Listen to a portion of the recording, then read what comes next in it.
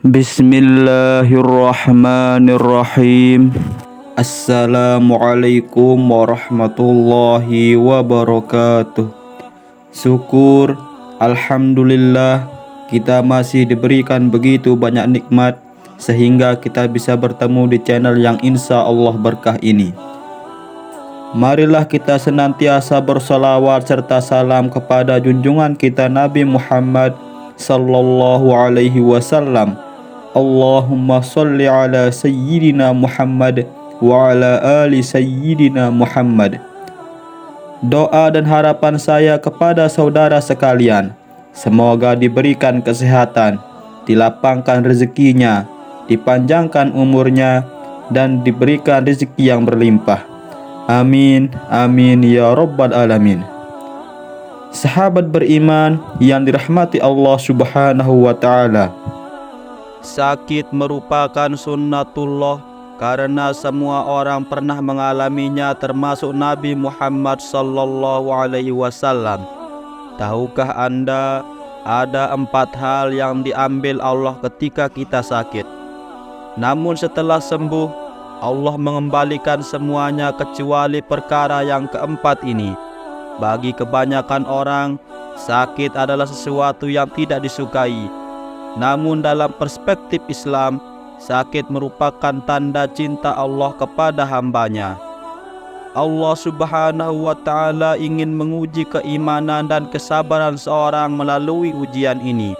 Ujian sakit juga bisa jadi teguran kepada manusia agar selalu bersyukur dikala sehat dan tidak melakukan perbuatan kufur.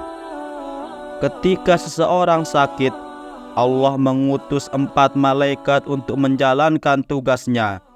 Sebagaimana diriwayatkan oleh Abu Imamah Al-Bahili, Rasulullah sallallahu alaihi wasallam bersabda, apabila seorang hamba mukmin sakit, maka Allah mengutus 4 malaikat untuk datang padanya.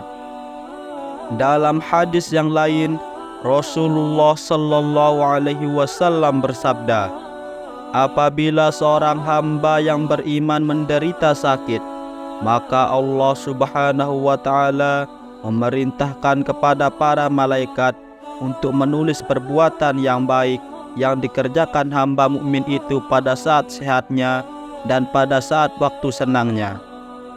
Sahabat beriman, berikut ini 4 hal yang dicabut oleh Allah subhanahu wa ta'ala saat manusia terbaring sakit. Allah memerintahkan malaikat untuk mengambil 4 hal ini. Yang pertama, kekuatannya. Malaikat pertama datang mengambil kekuatannya atau tenaganya, sehingga menjadi lemah. Ketika tenaganya diambil, maka seorang yang sakit akan terbaring lemah dan tak punya kekuatan lagi. Yang kedua, nikmat perasa di lidahnya. Malaikat kedua datang mengambil rasa lezatnya makanan dari mulutnya. Manusia yang sedang sakit akan kehilangan perasa lidahnya, sehingga makanan dan minuman terasa hambar dan tidak enak. Yang ketiga, keceriaan wajahnya. Malaikat ketiga akan mengambil keceriaan di wajahnya, sehingga berubahlah wajah si sakit menjadi pucat. Nikmat cahaya di wajah menjadi redup saat manusia terbaring sakit. Dan yang keempat atau yang terakhir adalah dosa dan kesalahannya. Malaikat keempat mengambil semua dosanya, menghilangkan kesalahannya, sehingga muslim yang sakit bersih dari dosa. Sakit ini menjadi penggugur dari dosa-dosanya. Nabi sallallahu alaihi wasallam bersabda, tidak ada sesuatu pun yang menimpa seorang muslim, baik itu berupa kelelahan, sakit, kecemasan, kesedihan, gangguan, kesusahan, hingga duri yang menusuknya, kecuali Allah subhanahu wa ta'ala akan mengampuni dosa-dosanya dengannya. Hadis riwayat Bukhari dan Muslim. Dalam hadis yang lain, Rasulullah sallallahu alaihi wasallam bersabda, sesungguhnya Allah benar-benar akan menguji hambanya dengan penyakit, sehingga dia menghapuskan setiap dosa darinya. Hadis riwayat Al-Hakim. Ketika seseorang sembuh dari sakitnya, maka Allah mengembalikan semua nikmat tersebut kecuali dosa dan kesalahannya. Allah memerintahkan kepada para malaikat pertama, kedua, dan ketiga untuk mengembalikan kekuatannya, rasa lezat di lidahnya, dan cahaya di wajahnya. Namun untuk malaikat keempat, Allah tidak memerintahkan untuk mengembalikan dosa-dosa hamba mukmin itu. Maka bersujudlah para malaikat itu kepada Allah seraya berkata, "Ya Allah, mengapa dosa-dosa ini tidak Engkau kembalikan?" Allah Subhanahu wa ta'ala menjawab, "Tidak baik bagi kemuliaanku jika aku mengembalikan dosa-dosanya setelah aku menyulitkan keadaan dirinya ketika sakit.